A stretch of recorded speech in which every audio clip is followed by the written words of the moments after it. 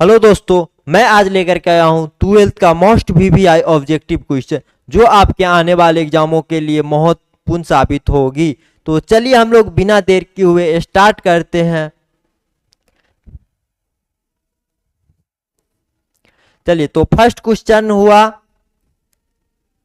मोहनजोदड़ो की खोज 1922 ईस्वी में किसके द्वारा किया गया था? तो मोहनजोदड़ो की खोज जो है राखल दास बनर्जी के द्वारा 1922 ईस्वी में किया गया था। मोहनजोदड़ो जो है किस नदी के किनारे था? मोहनजोदड़ो जो है सिंधु नदी के किनारे था। सिंधु नदी के किनारे था। चलिए, तो हम ये देख लेते हैं, ये किसका खोज किया? ये हड़प्पा का खोज किया था। ये किसका खोज किया था? हड़प्पा का। इसका पूरा नाम है राय बहादुर दयाराम साहनी। हड़प्पा जो है किस नदी के किनारे था? तो रावी नदी के किनारे था। रावी नदी के किनारे था।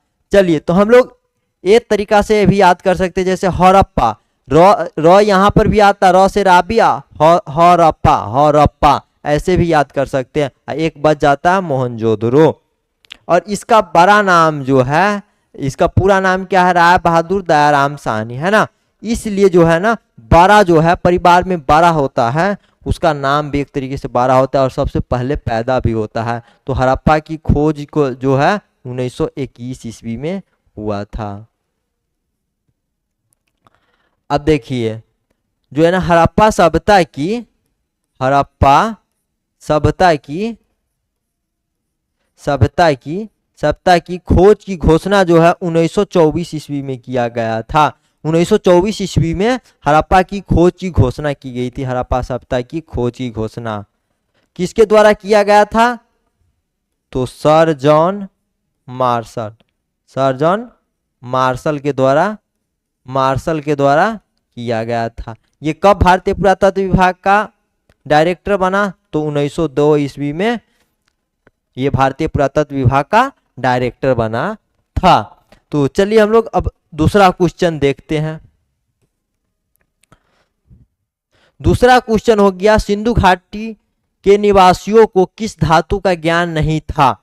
तो सिंधु घाटी के वासियों को जो है लोहा का ज्ञान नहीं था। सोना का था, चांदी का था, तांबा का था, लेकिन जो है ना लोहा का नहीं था। चलिए अब तीसरा क्वेश्चन देखते हैं। कालीबंगान स्थित है। कालीबंगान जो है राजस्थान में स्थित है। कालीबंगान का अर्थ क्या होता है? काली चूड़ियां। काली चूड़ियां, काली चूड़ियां। काली चूड़ियां जो है राजस्थान में बहुत ही ज्यादा मात्रा में मिलता है। इस तरीके से भी याद रख सकते हैं। काली चूड़ी, देखिएगा राजस्थान वासियों को जो है ना वो चूड़ियां जो है ना सबसे अधिक पहनता है। कालीबंगान किस राज्य में है? तो राजस्थान में। हड़प्पा सभ्यता किस युग की सभ्यता है? तो कांस्य युग की सभ्यता है। हड़प्पा सभ्यता किस युग की सभ्यता है? कांस्य युग की सभ्यता है।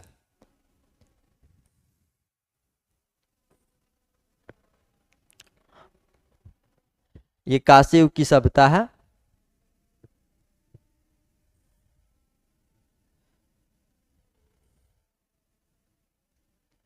अब चलिए 5 नंबर देखते हैं। कोलकाता में ऐतिहासिक सोसाइटी की स्थापना किसने की थी? कलकत्ता में ऐतिहासिक सोसाइटी की स्थापना किसने की? एशियाटिक सोसाइटी की स्थापना जो है विलियम्स जोन्स के द्वारा किया गया था। कनिंघम, जो इसका पूरा नाम अलेक्जेंडर कनिंघम है, ये जो है ना भारतीय पुरातत्व विभाग के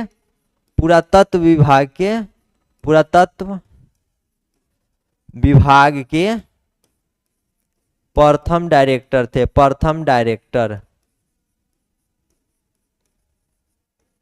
प्रथम डायरेक्टर बने थे। और भारतीय पुरातत्व विभाग का स्थापना कब हुआ था? 1861 ईस्वी में। 1861 ईस्वी में। और ये भारतीय पुरातत्व विभाग का डायरेक्टर कब तक था? 1902 ईस्वी तक, 1902 ईस्वी तक। और 1902 ईस्वी के बाद कौन हो गया? Sir John Marshall, sir John Marshall हो गया। चलिए, सर जॉन मार्शल हो गया। और कलकत्ता में ऐतिहासिक सोसाइटी की स्थापना किसने की? तो विलियम्स जोन्स ने। और भारतीय पुरातत्व विभाग का प्रथम डायरेक्टर कौन था? तो अलेक्जेंडर कनिंघम या कनिंघम। और भारतीय पुरातत्व विभाग का स्थापना कब हुआ? तो 1861 ईस्वी में भारतीय पुरातत्व विभाग का स्थापना हुआ था। अब छठा नंबर क्वेश्चन देखते हैं। छठा नंबर क्वेश्चन में है सिंधु सभ्यता में गोदी कहां से मिला है? देखिए, अब गोदी का अर्थ क्या होता है? बंदरगाह, बंदरगाह। क्या होता है गोदी का अर्थ? बंदरगाह। अब बंदरगाह जो है या गोदी जो है लोथल में मिला है। लोथल जो है कहां पर है? गुजरात में। कहां, किस राज्य में है? गुजरात में। और लोथल किस नदी के किनारे है? भोगवा नदी के किनारे, भोगवा नदी के किनारे था। किस नदी के किनारे था? तो भोगवा नदी के किनारे।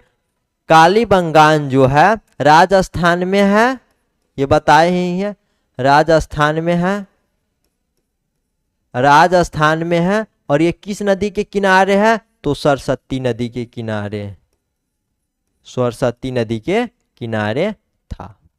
चलिए हम लोग अब आगे देखते हैं। अब सिंधु सभ्यता में, ये तो हो गया।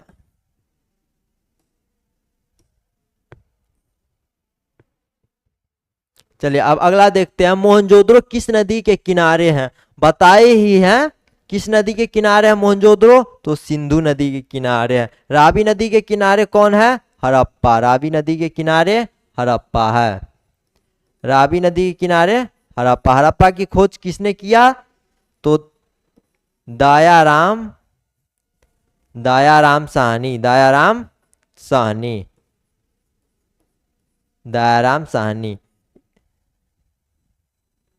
या राय बहादुर दयाराम साहनी। चलिए हम लोग आगे देखते। ये इसके किनारे कौन था? किस नदी? इसके किनारे कौन था? तो कालीबंगान, कालीबंगान,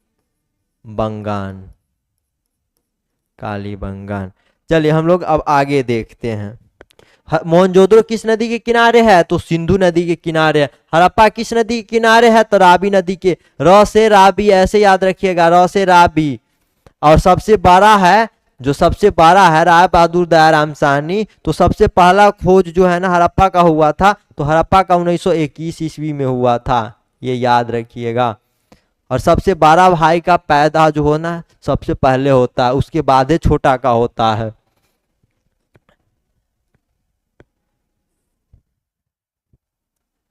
अब आगे देखिए, लोथल किस नदी के किनारे स्थित है? अब बताए हैं लोथल किस नदी के किनारे है? तो भोगवा नदी के किनारे। किस नदी के किनारे है? तो भोगवा। जो रावी जो है किसके किनारे है? हड़प्पा। जो हड़प्पा है, हड़प्पा के जो रावी के किनारे कौन था? हड़प्पा। सिंधु के किनारे कौन था? मोहनजोदड़ो। चलिए अब आगे देखते हैं 9 नंबर क्वेश्चन। 9 नंबर क्वेश्चन में है कि सिंधु घाटी सभ्यता में विशाल स्नानागार के अवशेष कहां से मिले हैं? स्नानागार के अवशेष, स्नानागार, ये इंपॉर्टेंट है। तो स्नानागार के अवशेष मोहनजोदड़ो में मिला है, मोहनजोदड़ो में। अब एक चीज याद रखिएगा, सिंधु सभ्यता की बात हो और विशाल का बात आए, जो है ना विशाल का बात है आए, सिंधु सभ्यता में विशाल का बात आए किसी भी चीज में, तो सीधा मारिएगा मोहनजोदड़ो। क्यों? क्योंकि जो है ना सबसे विशाल चीज है ना मोहनजोदड़ो में ही मिला है। जैसे सबसे लंबी चौड़ी सड़कें मोहनजोदड़ो में, जल निकासी प्रणाली मोहनजोदड़ो में, स्नानागार मोहनजोदड़ो में, अन्नागार मोहनजोदड़ो में, लगभग जो विशाल है वो मोहनजोदड़ो में मिला। ऐसा कुछ विद्वान का मानना है, विद्वान का मानना है कि जो है ना सिंधु घाटी सभ्यता के सिंधु घाटी सभ्यता के जो राजधानी होता है ना वो मोहनजोदड़ो ही था। चलिए अब हम लोग आगे देखते हैं।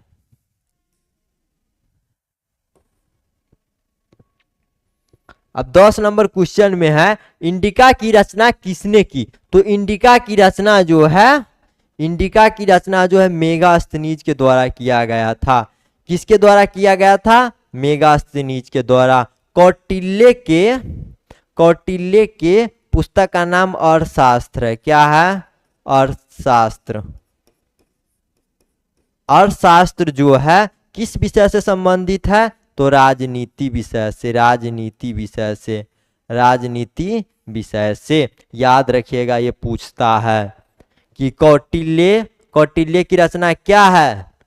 तो अर्थशास्त्र है। अर्थशास्त्र किस विषय से संबंधित है? तो राजनीति विषय से संबंधित है। इसी का नाम कौटिल्य, चाणक्य, विष्णुगुप्त, ये तीनों के तीनों है। चलिए अब हम लोग आगे देखते हैं। इंडिका की रचना किसने किया? मेगास्थनीज ने। 11 नंबर क्वेश्चन देखते हैं।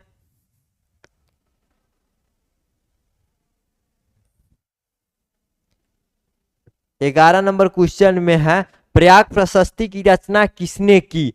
तो हरिसेन के द्वारा प्रयाग प्रशस्ति की रचना की। कौटिल्य की रचना कौन सी है? अर्थशास्त्र। याद है ना, कौटिल्य की रचना कौन सी है? अर्थशास्त्र। अर्थशास्त्र किस विषय से संबंधित है? अर्थशास्त्र किस विषय से संबंधित है? तो राजनीति विषय से संबंधित है। और राजनीति विषय का अर्थ क्या है? क्योंकि इसमें जो है ना राज करने की, जैसे जो अभी शासन व्यवस्था होता है, शासन व्यवस्था कैसे चलाया जाए, राज्य के लिए क्या आवश्यक तत्व होना चाहिए कि सरकार होना चाहिए, पैसा होना चाहिए, मंत्रिमंडल होना चाहिए। अकेले एक आदमी तो पूरी नहीं ना कर सकता, संभाल सकता पूरी राज्य को। सेना होनी चाहिए, है ना। तो ये सब मैनेजमेंट करना पड़ता है। वही चीज जो है ना, राज्य के क्या क्या तत्व होने चाहिए जिससे राज्य बनाया जा सके, वही चीज जो है ना कौटिल्य के अर्थशास्त्र में लिखा गया है। चलिए हम लोग आगे देखते हैं।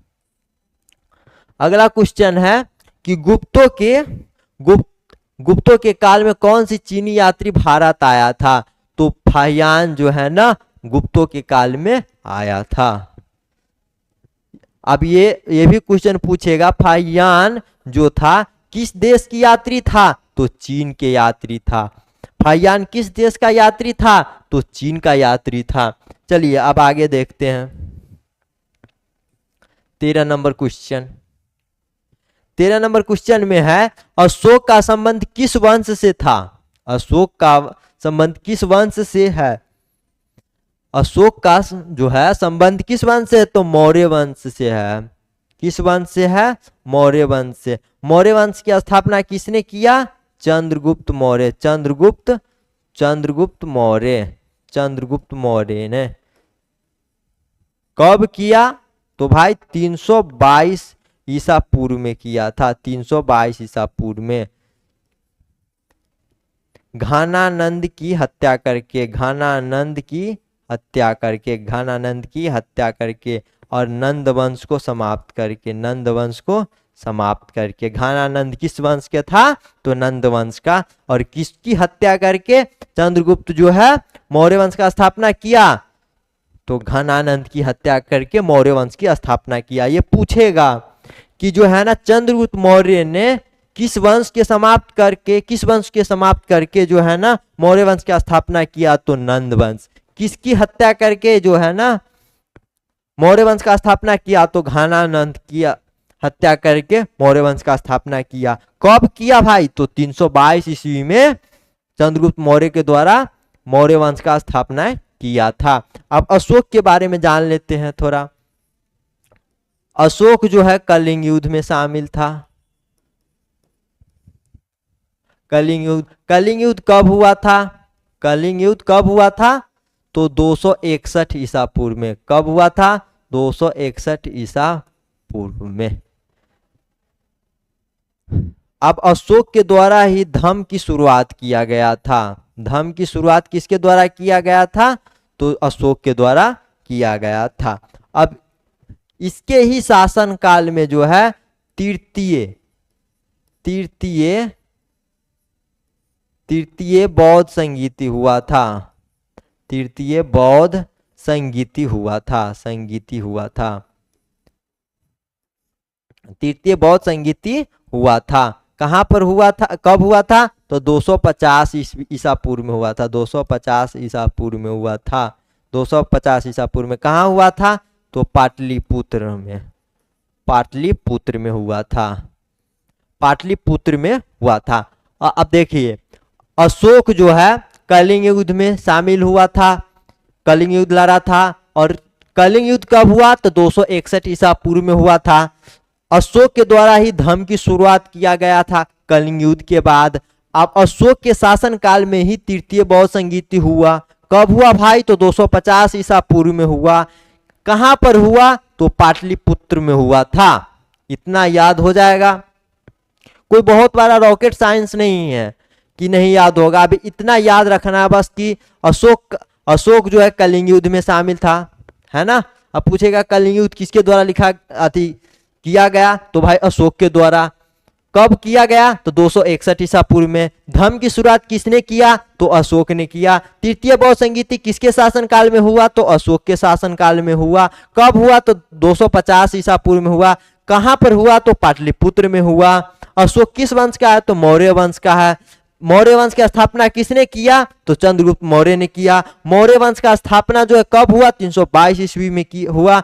और जो चंद्रगुप्त जो है किसकी हत्या करके मौर्य वंश का स्थापना किया? तो घनानंद की हत्या करके। चंद्रगुप्त मौर्य ने किस वंश को समाप्त करके मौर्य वंश का स्थापना किया? तो भाई नंद वंश के समाप्त करके मौर्य वंश का स्थापना किया। अब देखिए एक क्वेश्चन से आपका कितना सारा क्वेश्चन बन गया। अब चलिए हम लोग आगे अब देखते हैं। ये नहीं होगा तो लिखते जाइएगा और एग्जाम से जो है ना पहले एक बार पढ़ लीजिएगा। अब पढ़ के जाइएगा। 50 में 50 आप मार के आइएगा। ऑब्जेक्टिव 100 होता है ना, तो आप 50 में 50 मार के आइएगा। इससे बाहर क्वेश्चन नहीं आ सकता है। अब जो बारिश होगा तो जमीन के अंदर से नहीं होगा, ऊपर से ही होगा। तो उसी प्रकार से जो है ना बारिश जो होगा जमीन के अंदर से नहीं ऊपर से होता है। अब जो है उसी प्रकार से जो बिहार बोर्ड का सिलेबस आएगा, बिहार बोर्ड का सिलेबस जो आएगा उसी से क्वेश्चन आएगा, न कि कहीं बहुत अमेरिका का क्वेश्चन लेकर के नहीं डाल देगा। ओके चलिए तो हम लोग अब आगे देखते हैं। अशोक का ये तो हो गया।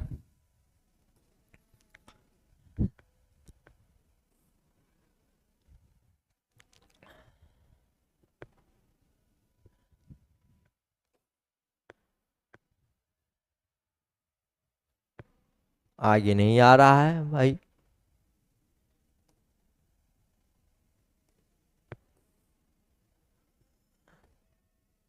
अब देखिए पाटलिपुत्र की स्थापना किसने की? पाटलिपुत्र की स्थापना जो है उदयन के द्वारा किया गया था। किसके द्वारा किया गया था? तो उदयन के द्वारा। उदयन जो है हर्यक वंश का था। किस वंश का था? हर्यक वंश का था। हर्यक वंश का स्थापना किसने किया? बिंबिसार। एक बिंदुसार अलग है। बिंदुसार जो है मौर्य वंश का है, चंद्रगुप्त का बेटा है, लेकिन ये बिंबिसार है और वो बिंदुसार है। बिंबिसार और बिंदुसार में अंतर देखते रहिएगा। ये बिंबिसार है और वो बिंदुसार है। तो बिंबिसार जो है हर्यक वंश का स्थापना किया था। उसके बाद इसका पुत्र हुआ अजातशत्रु। अजातशत्रु का पुत्र हुआ उदयन और उदयन ने ही पाटलिपुत्र नगर की स्थापना किया था। कोई दिक्कत? अब देखिए पूछेगा कि अजातशत्रु किस वंश का है? तो भाई हर्यक वंश का है। किस वंश का है? हर्यक वंश का है। हर्यक वंश का स्थापना कौन किया? तो बिंबिसार ने किया। अब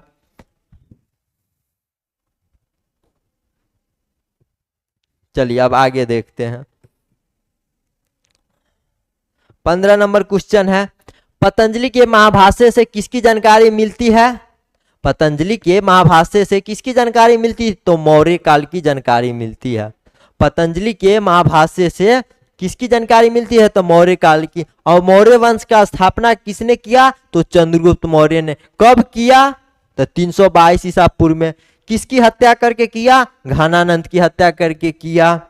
और किस वंश के समाप्त करके किया? तो नंद वंश के समाप्त करके किया था। चलिए अब आगे हम लोग देखते हैं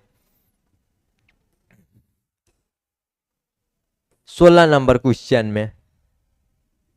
16 नंबर क्वेश्चन है धम्म महामात्रों को किसने नियुक्त किया था? अब देखिए, अब बताए थे धम्म की शुरुआत किसने किया? तो अशोक ने किया था। अशोक किस वंश का है? तो मौर्य वंश का है।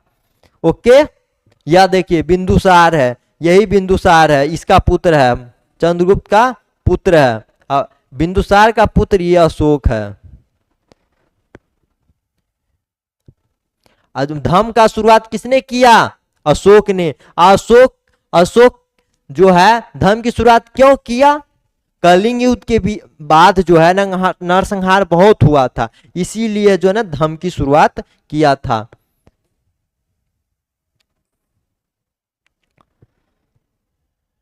अब आगे देखिए, पुराणों की संख्या कितनी है? पुराणों की संख्या जो है 18 है। पुराणों की संख्या 18 है। उपनिषद की संख्या जो है 108 है। वेदों की संख्या, वेदों की संख्या जो है 4 है। पुराणों की संख्या 18 है ही। चलिए अब देख लेते हैं आगे। उपनिषदों की संख्या 108, वेदों की संख्या 4, पुराणों की संख्या 18। अच्छे तरीके से याद रखिएगा।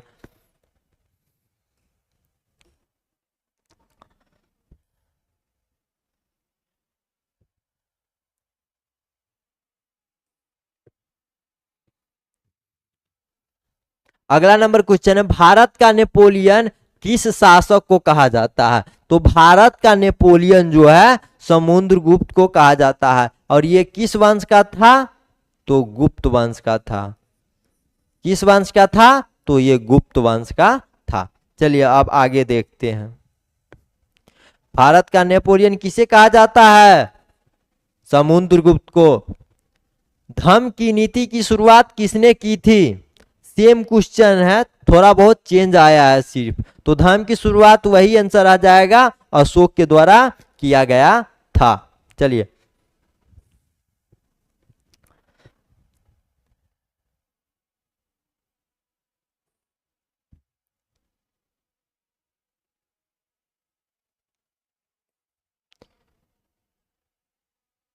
आगे काहे नहीं हो रहा है?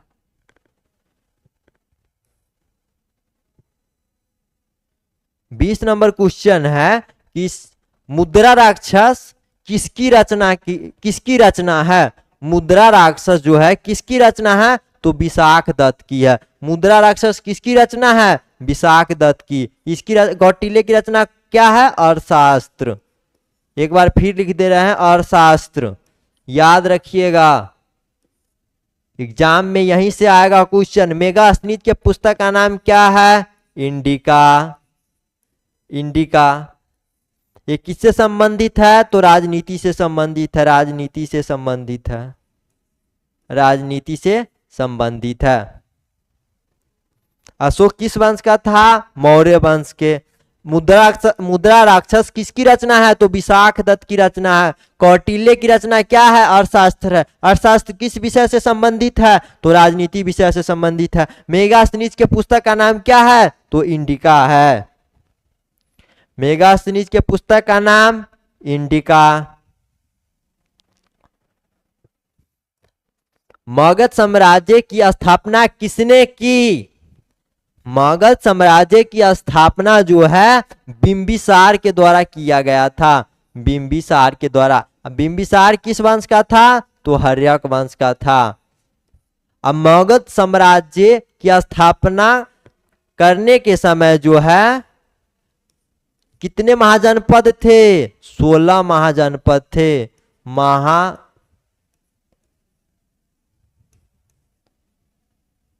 महाजनपद थे, महाजनपदों था, 16 महाजनपदों था, 16 महाजनपद था। अब चलिए आगे देखते हैं।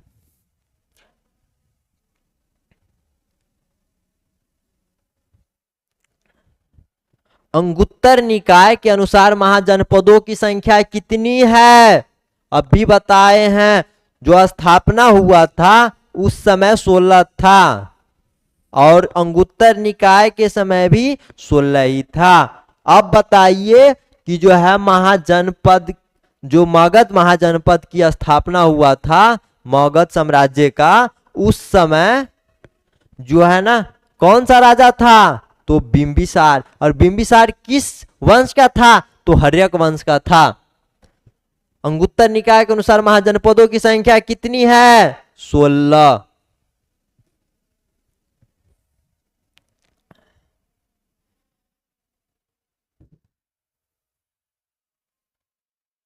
तेईस नंबर क्वेश्चन है, महाभारत का युद्ध कितने दिनों तक चला था? तो महाभारत का युद्ध जो है 18 दिनों तक चला था। ये ऑप्शन लिखा गया है, डबल ऑप्शन लिखा गया है, लेकिन एक ही आंसर होगा, सी या डी मारिए, दोनों सही होगा। महाभारत का युद्ध कितने दिनों तक चला था? तो 18 दिनों तक। महाभारत का जो है रचना किसके द्वारा किया गया था? वेद व्यास के द्वारा, वेद व्यास के द्वारा किया गया था।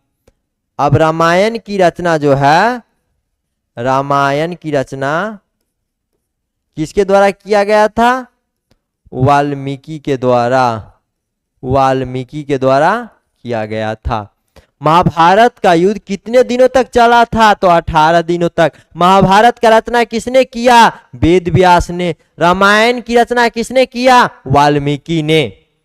अब चलिए आगे देखते हैं।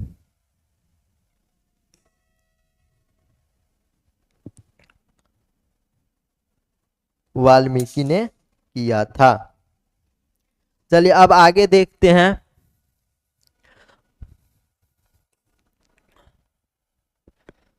अब महाभारत की रचना, ये डबल क्वेश्चन है क्या?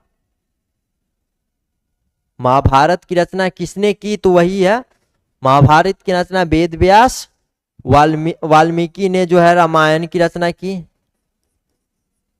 रामायण की रचना की। मनु जो है, मनु स्मृति की रचना की थी, मनु स्मृति की रचना, मनु स्मृति की रचना की थी। याद रखिएगा, मनु जो है, मनु स्मृति की, वाल्मीकि जो है रामायण की रचना की, और वेद व्यास जो है महाभारत की रचना की थी। चलिए अब आगे देखते हैं 25 नंबर क्वेश्चन। सांची मध्य प्रदेश के किस जिले में स्थित है? तो मध्य प्रदेश के रायसेन जिले में स्थित है, रायसेन जिले में स्थित है।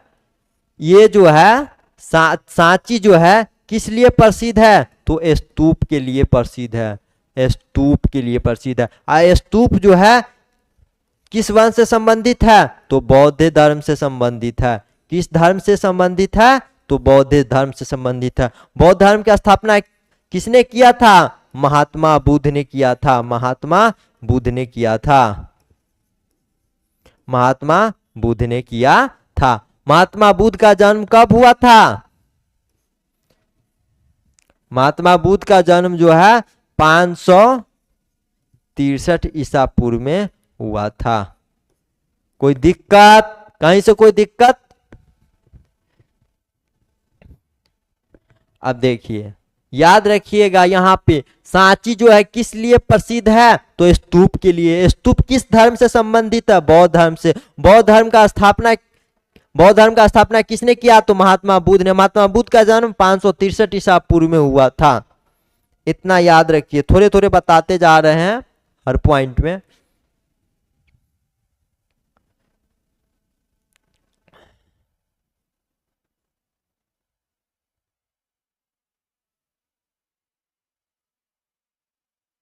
आगे बढ़िए।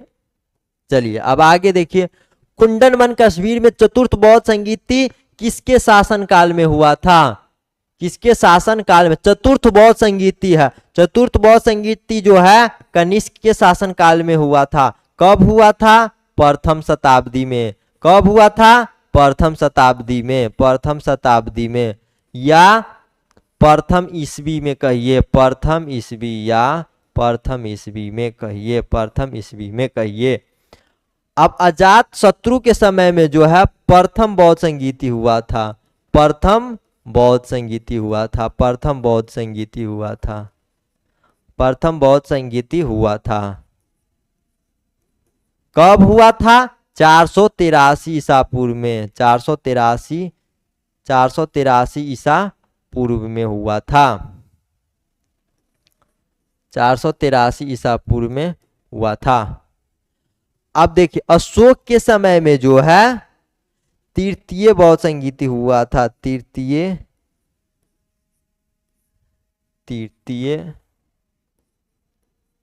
बौद्ध संगीति हुआ था। तृतीय बौद्ध संगीति हुआ था। बौद्ध संगीति हुआ था। तृतीय बौद्ध संगीति हुआ था। कब हुआ था? तो 250 ईसा पूर्व में। कब हुआ था? 250 ईसा पूर्व में। कहां पर हुआ था? पाटलिपुत्र में। पाटलिपुत्र में। अब याद रखिए, ऐसे याद रखिएगा। कुंडनवन कश्मीर में जो है चतुर्थ बौद्ध संगीति किसके शासन काल में हुआ था? कनिष्क के शासन काल में। जो है कनिष्क जो है किस वंश का है? कुषाण वंश का। कुषाण वंश का है। कुषाण वंश का है। किस वंश का है? कुषाण वंश। कब हुआ था प्रथम बौद्ध संगीति? प्रथम शताब्दी में या प्रथम ईस्वी में कहिए। जो प्रथम बौद्ध संगीति जो हुआ था कब हुआ था? 483 ईसा पूर्व में। किसके शासन काल में हुआ था? अजात शत्रु के शासन काल में। किस वंश के समय में हुआ था? तो हर्यक वंश के, क्योंकि अजात शत्रु जो है हर्यक वंश के अति थे। हर्यक वंश से थे। और जो है 483 में जो है ना महात्मा बुद्ध के मृत्यु के जस्ट बाद प्रथम बौद्ध संगीति हुआ था। चलिए अब आगे देखते हैं।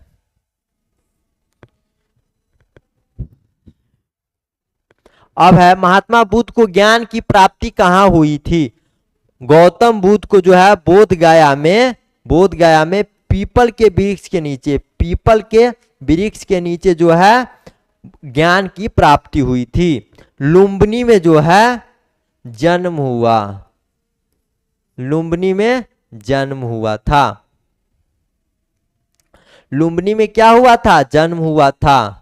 563 ईसा पूर्व में। 563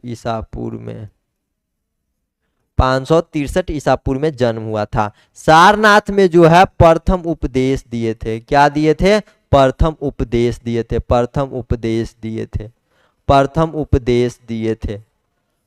उपदेश दिए थे। कुशीनगर में इनकी मृत्यु हो गई। कुशीनगर में इनकी मृत्यु हुई। इनकी मृत्यु को महापरिनिर्वाण कहते हैं। महापरिनिर्वाण कहते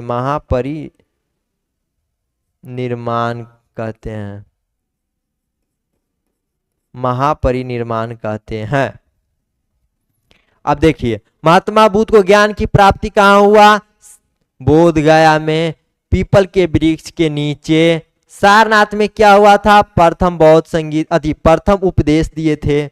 लुम्बिनी में क्या हुआ था? जन्म हुआ था। जन्म कब हुआ था भाई? तो 563 ईसा पूर्व में जन्म हुआ था। कुशीनगर में क्या हुआ था? मृत्यु। अब महात्मा बुद्ध के मृत्यु को महापरिनिर्वाण से संबोधित किया जाता है। चलिए आगे देखते हैं। 28 नंबर क्वेश्चन। 28 नंबर क्वेश्चन है कि बुद्ध के बचपन का नाम क्या था? बुद्ध के बचपन का नाम क्या था? तो सिद्धार्थ था। बुद्ध के बचपन का नाम क्या था? सिद्धार्थ। सिद्धार्थ के बेटा का नाम क्या था? राहुल। सिद्धार्थ के बेटा का नाम क्या था? राहुल। बुद्ध के बचपन का नाम क्या था? तो सिद्धार्थ। बुद्ध के बचपन का नाम सिद्धार्थ। जैन धर्म के 24वें तीर्थकर कौन थे? तो महावीर स्वामी थे। कौन थे? महावीर स्वामी। याद रखिएगा जैन धर्म के 24वें तीर्थकर महावीर स्वामी। महावीर स्वामी के बचपन का नाम क्या है? वर्धमान है, वर्धमान। क्या है? वर्धमान। ऋषभ देव जो है प्रथम तीर्थकर थे। क्या थे? प्रथम तीर्थकर थे, प्रथम तीर्थकर थे, प्रथम तीर्थकर। प्रथम तीर्थकर जैन धर्म के कौन थे? ऋषभ देव। महावीर स्वामी 24वें तीर्थकर हुए। कैवें तीर्थकर? 24वें तीर्थकर। महावीर स्वामी के बचपन का नाम क्या है? वर्धमान। इनका जन्म कब हुआ है? 540 ईसा पूर्व में, 540 ईसा पूर्व में, 540 ईसा पूर्व में। चलिए अब आगे देखते हैं। त्रिपिटक साहित्य किस धर्म से संबंधित है? देखिए त्रिपिटक साहित्य जो है किस धर्म से संबंधित है? तो बौद्ध धर्म से संबंधित है। त्रिपिटक का अर्थ जो है 3 टोकरियां होता है, जो है उसमें क्या है, ये टोकरी नहीं है, ये नहीं समझ लीजिएगा कि कोई टोकरी है। ये पुस्तक का नाम है त्रिपिटक, जिसमें जो है ना महात्मा बुद्ध के ज्ञान को संरक्षित किया गया है। अब जो है ना इसमें जो है ना बौद्ध धर्म में आने के लिए भी इसका नियम कानून बनाया गया है, और जो है ना मानव को कैसे जो है ना परिनिर्माण मिल सकता है, मोक्ष मिल सकता है। मोक्ष का अर्थ क्या होता है? जन्म और मृत्यु से जो है ना छुटकारा पाना, जन्म और मृत्यु से छुटकारा पाना। जीवन जो है ना एक दुखद है, महात्मा बुद्ध कहते हैं ये दुख है, तुम पाप काटने आए हो, न कि यहाँ पे सुख भोगने आए हो। किसी न किसी जन्म में तुम क्या पाप किए होंगे, इसलिए जो है ना तुमको मनुष्य में जन्म लेना पड़ा है या किसी जीव जंतु में जन्म लेना पड़ा है। और निर्माण का मतलब क्या होता है? निर्माण का मतलब क्या होता है? निर्माण का अर्थ क्या हो गया? जन्म और मरण से, जन्म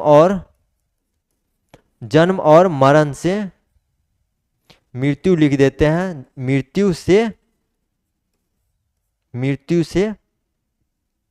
जन्म और मरण से मुक्ति, जन्म और मृत्यु से मुक्ति, जन्म और मरण से मुक्ति पाना जो है ना निर्माण कहलाता है। चलिए आगे देखते हैं।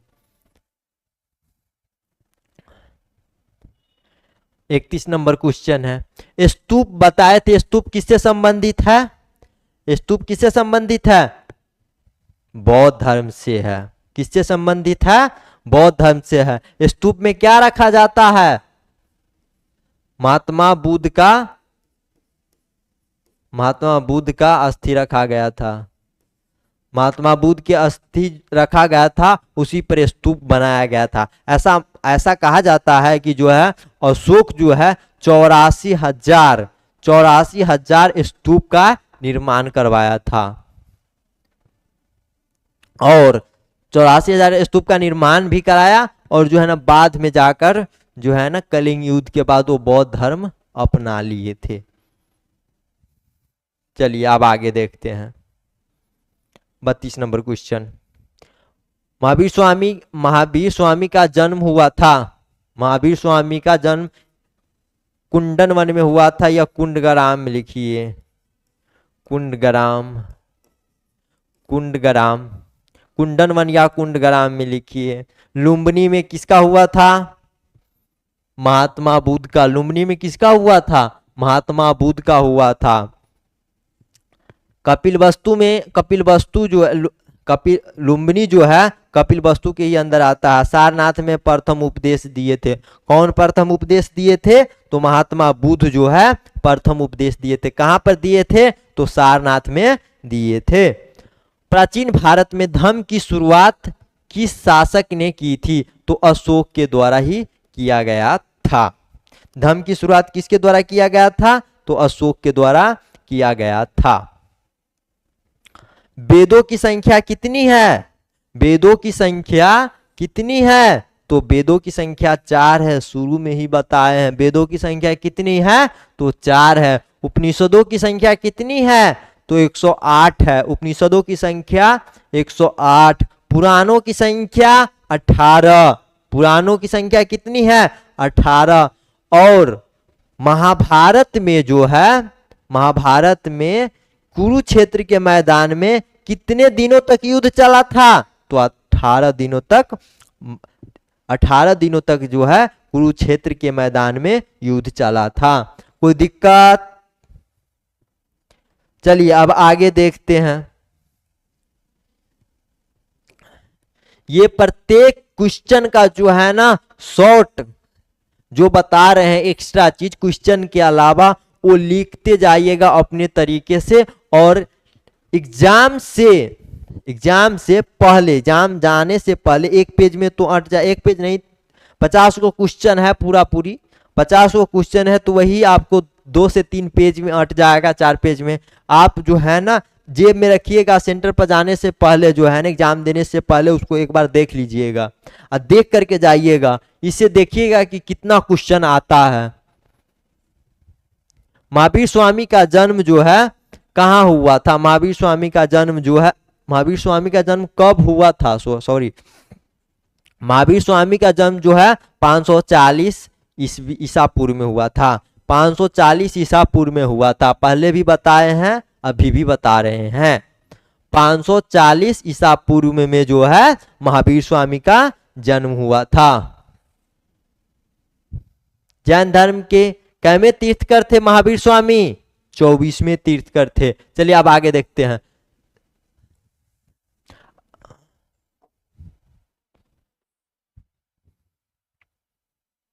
चलिए अब श्वेतांबर एवं दिगंबर जो है किस धर्म से संबंधित है? श्वेतांबर और दिगंबर जो है किस धर्म से संबंधित है? तो जैन धर्म से संबंधित है। किस धर्म से संबंधित है? जैन धर्म से संबंधित है। दिगंबर जो है जैन धर्म में नग्न रहते थे, नग्न रहते थे। जबकि श्वेतांबर जो है श्वेत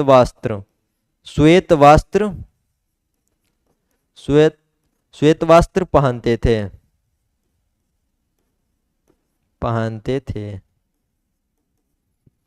चलिए अब आगे देखते हैं। अब इसमें ये 2 नंबर में भी पूछता है क्वेश्चन कि श्वेतांबर और दिगंबर क्या होता है, तो लिख दीजिएगा कि श्वेतांबर एवं दिगंबर जो है जैन धर्म से संबंधित है।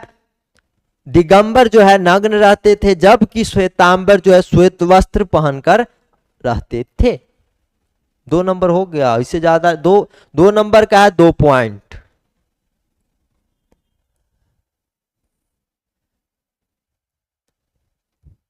ऐसे हम लोग सब्जेक्टिव की चर्चा जो है ना करेंगे अगले क्लास में। चलिए अब आगे देखते हैं। आश्रम व्यवस्था में कितने प्रकार के आश्रम का उल्लेख है? तो 4 प्रकार के आश्रम का उल्लेख किया गया है। 4 प्रकार के आश्रम का उल्लेख किया गया है। कैसे कैसे किया गया है? 2 नंबर में भी पूछता है कि आश्रम व्यवस्था क्या है, हम आपको बता देते हैं। जो 0 से 25 तक है ना ब्रह्मचर्य का पालन करना चाहिए। आश्रम में ये बताया गया है आश्रम व्यवस्था में कि 0 से 25 तक जो उम्र होती है उसमें ब्रह्मचर्य का पालन करना चाहिए। और 25 से 50 तक जो है ना गृहस्थ का पालन करना चाहिए। मतलब अपना परिवार का के बारे में सोचना चाहिए, जैसे शादी विवाह हो गया, बच्चा हो गया, ये सब के बारे में सोचना चाहिए 25 से 50 के बीच में। और जो है ना 50 से 75 के बीच में जो है ना वानप्रस्थ, ये सन्यासी के बारे में सोचना चाहिए कि घर बार जो है ना ये सब त्यागने की जो है ना सोचना चाहिए। और जो है ना 75 से 100 वर्ष की उम्र में जो है आप सन्यासी जीवन जीजिए। सन्यासी जीवन फुल्ली तरीके से, किसी चीज की लालसा नहीं होनी चाहिए। और जो है ना 0 से 25 तक जो है 0 से 25 तक ब्रह्मचर्य का पालन करना चाहिए, ऐसा आश्रम में कहा गया है। लेकिन आज के समय में ये संभव ही नहीं है। आज के समय में ये संभव ही नहीं है, क्योंकि अब 60 की उम्र के लोग जो है 60 वर्ष की उम्र में लोग की मृत्यु हो जा रही है, तो संभव हो भी कैसे सकता है।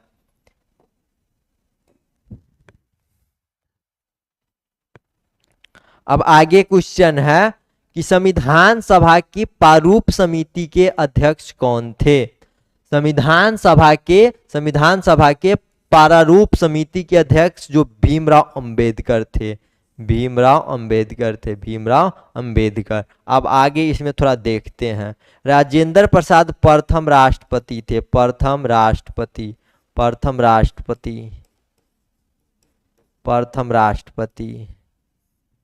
नेहरू जो है प्रथम प्रधानमंत्री थे, प्रथम प्रधानमंत्री कौन थे? पंडित जवाहरलाल नेहरू। और प्रथम राष्ट्रपति कौन थे? राजेंद्र प्रसाद। और यह है प्रारूप समिति के अध्यक्ष सरदार पटेल जो है प्रथम गृह मंत्री थे, गृह मंत्री थे। चलिए आगे देखते हैं।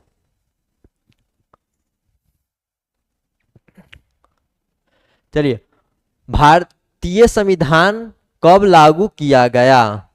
भारतीय संविधान को कब लागू किया गया? तो 26 जनवरी 1950 को लागू किया गया। और इसी दिन जो है ना भारत को गणतंत्र घोषित किया गया, जिसके उपलक्ष्य में जो है 26 जनवरी हम लोग मनाते हैं। 15 अगस्त जो है स्वतंत्रता दिवस के उपलक्ष्य में बनाते हैं, और गणतंत्र जो है संविधान दिवस के रूप में हम लोग बनाते हैं। गणतंत्र का अर्थ क्या होता है? गण मतलब हो गया, गण का अर्थ हो गया लोग, तंत्र का मतलब हो गया शासन। जहां पर लोगों की शासन होगी उसे हम लोग गणतंत्र या लोकतंत्र बोलेंगे। चलिए अब आगे देखते हैं। गणतंत्र पूछता है 2 नंबर में कि गणतंत्र किसे कहते हैं, या लोकतंत्र पूछेगा कि लोकतंत्र किसे कहते हैं, तो आप लोग लिख दीजिएगा ना।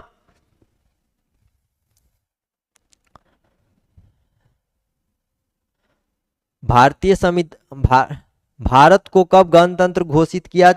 26 जनवरी 1950 को। अब आगे है साइमन कमीशन भारत कब आया? तो 1928 को जो है साइमन कमीशन भारत आया था। कब आया था साइमन कमीशन भारत? 1928 ईस्वी को साइमन कमीशन भारत आया था। अलबरूनी जो है किसके साथ भारत आया? अलबरूनी जो है किसके साथ भारत आया? महमूद गजनवी के साथ भारत आया था। अलबरूनी किसके साथ भारत आया था? महमूद गजनवी के। इब्न बतूता किस देश का यात्री था? इब्न बतूता किस देश का यात्री था? मोरक्को का यात्री था। इब्न बतूता किस देश का यात्री था? मोरक्को का यात्री था।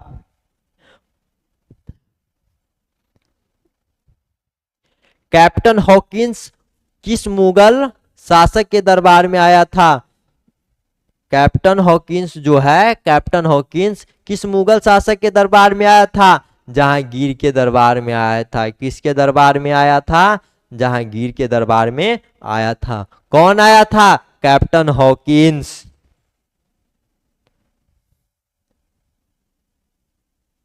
ये हो गया है, ये भी हो गया। किताब उल हिंद या तहकीब ए हिंद किसका पुस्तक है? किसका पुस्तक है? किताब उल हिंद या तहकीब ए हिंद किसका पुस्तक है? तलवंडी जो है किसका जन्म स्थान है? तलवंडी जो है गुरु नानक का जन्म स्थान है। तलवंडी किसका जन्म स्थान है? तो गुरु नानक का जन्म स्थान है। तलवंडी किसका जन्म स्थान है? गुरु नानक का। बीजक में किसका उपदेश है? बीजक में जो है किसका उपदेश है? तो बीजक में जो है कबीर का उपदेश है। किसका उपदेश है बीजक में? तो कबीर का उपदेश बीजक में है। कबीर का उपदेश किसमें है? बीजक में। अब देखिए आगे। हम्पी किस राज्य से संबंधित है? विजयनगर से। किससे संबंधित है? विजयनगर से। विजयनगर साम्राज्य की स्थापना जो है 1336 ईस्वी में 1336 ईस्वी में हरिहर एवं बुक्का बुक्का नामक दो भाई ने किया था। दोनों भाई था, दोनों क्या था? भाई था। हरिहर एवं बुक्का नामक दो भाइयों ने 1336 ईस्वी में विजयनगर साम्राज्य की स्थापना की थी। चलिए अब आगे देखते हैं।